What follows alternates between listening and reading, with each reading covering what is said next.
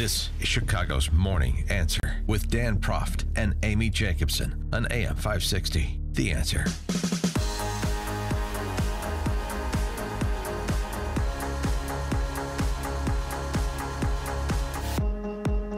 Eric Kohn, Joe Kaiser in today for Dan and Amy. Be a part of the program by calling us at 312-642-5600 or texting DA to 64636 to share your thoughts with us. And we live at a time of political disruptions. One of the examples of that is our current president of the United States, Donald Trump, is a bit of a disruptor of the moment. Another example of one of these disruptions of what had been the reigning political order is Brexit. The vote back in June of 2016, when almost 52% of the United Kingdom voted to withdraw from the European Union. So that is all proceeding. In the last several weeks, we've had some interesting events with that. There was the negotiated Brexit deal that Theresa May, the Prime Minister, discovered did not have enough votes to get through Parliament. And then there was a vote of no confidence that was attempted, which came up short as well. So with deadlines approaching for a deal for Brexit, we wanted to find out more about what is going on there, what it is going to mean for that country and for leaving the European Union. And to get some insight on that, we're joined by Rory Broomfield, who is the author of The Future's Bright, The Future's Global, and a former director of the Freedom Association and the Better Off Out campaign. Rory joins us now. Rory, thank you for joining us. Hello, pleasure to be here.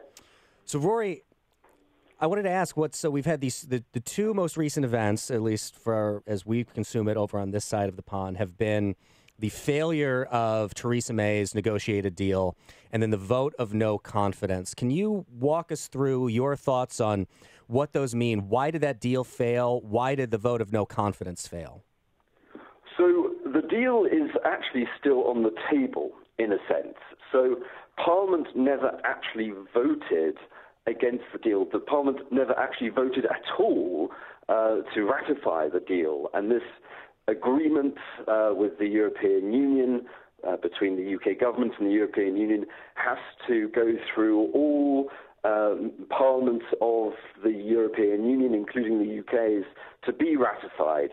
And it was delayed because the government realized it didn't have the votes.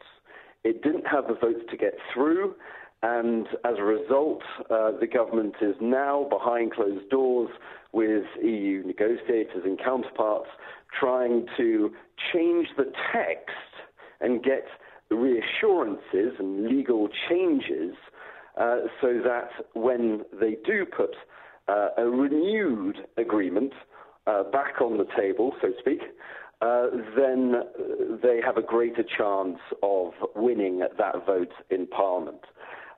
You are right to say, though, there was a vote of no confidence, or indeed a vote of confidence, or in the Prime Minister. That was, though, in her own party. It wasn't a vote of confidence in Parliament. It was in the vote of confidence in her own party.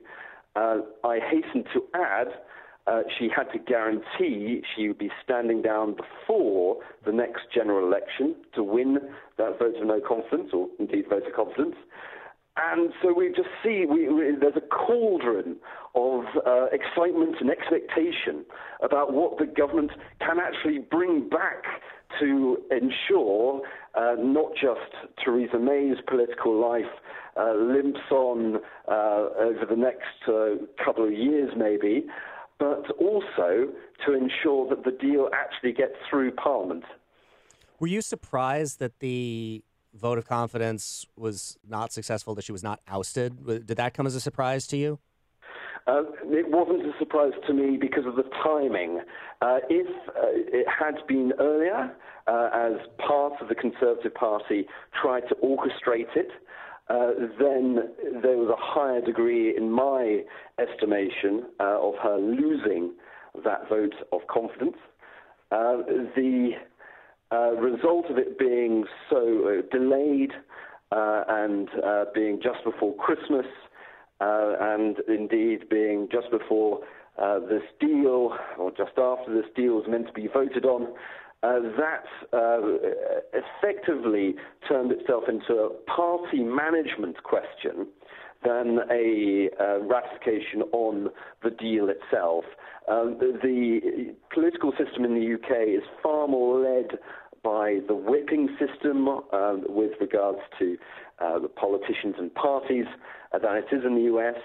And actually, the UK's political deal with the EU that had been delayed was far less important, in my view, governing the votes of confidence in Theresa May than party management, keeping the party together.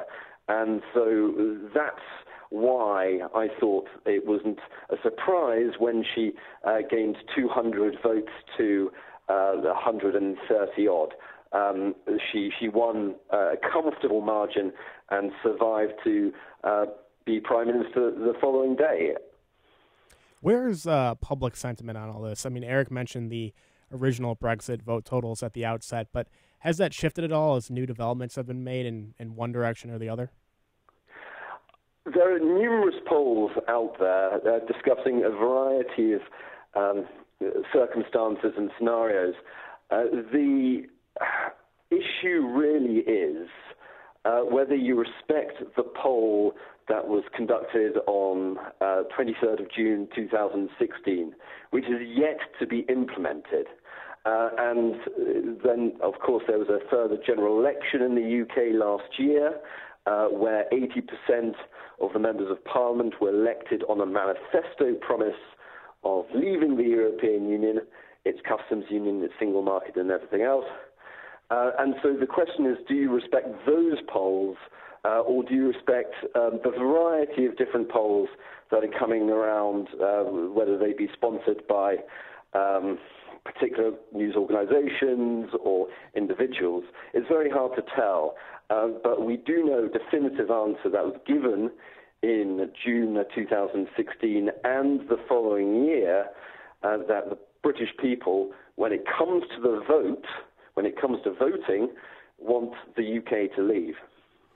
The deal that had been negotiated, you said it's still on the table. It hadn't been voted on.